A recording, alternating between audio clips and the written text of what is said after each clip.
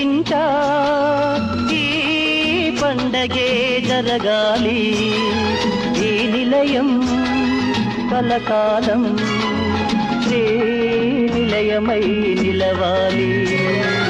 ఏటేటా మన ఇంట ఈ పండగే జరగాలి, ఈ నిలయం కలకాలం శ్రీ నిలయమై నిలవాలి.